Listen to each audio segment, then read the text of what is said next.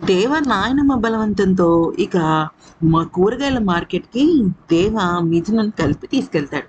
అయితే మిథున పక్కన నిలబడి ఆ మార్కెట్‌కి రావడంతో అక్కడున్న మార్కెట్ వాళ్ళందరూ అంటే తెలిసిన వాళ్ళు, తెలియని వాళ్ళు మీ భార్యాభర్తల జంట ఎంత బావుందో అంటూ పొగిడేస్తూ ఉంటారు.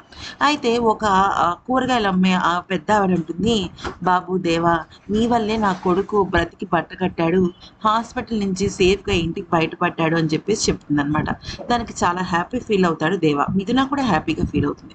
ఈలోపు ఏమవుతుందంటే ఈ పెద్దావిడ "పువ్వులు తీసుకో బాబు" అంటే "నాకెందుకండి" అంటాడు. "పువ్వులు నీకు కాదు బాబు, మిథునకు పెట్టడానికి, నీ భార్యకి పెట్టడానికి" అనంగానే షాక్ అయిపోతాడనమాట.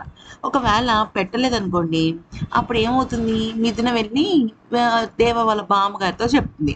అయితే ఇక అలా చెప్తే తట్టుకోలేక "పెడతానుండు" అని చెప్పేసి ఆ పువ్వులు తీసుకొని దేవ మిథున తలలో పెట్టడానికి ప్రయత్నిస్తాడు. కానీ పువ్వులు పెట్టడం అనేది మామూలు విషయం కాదు కదా! అందరికీ సాధ్యపడని విషయం అది.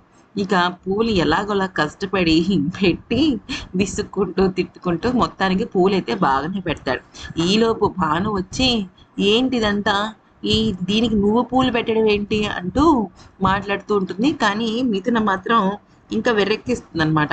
"ఆ! చూసావా? చూసావా ఎలా పెట్టాడు నా తలలో పూలు" అన్నట్టుగా.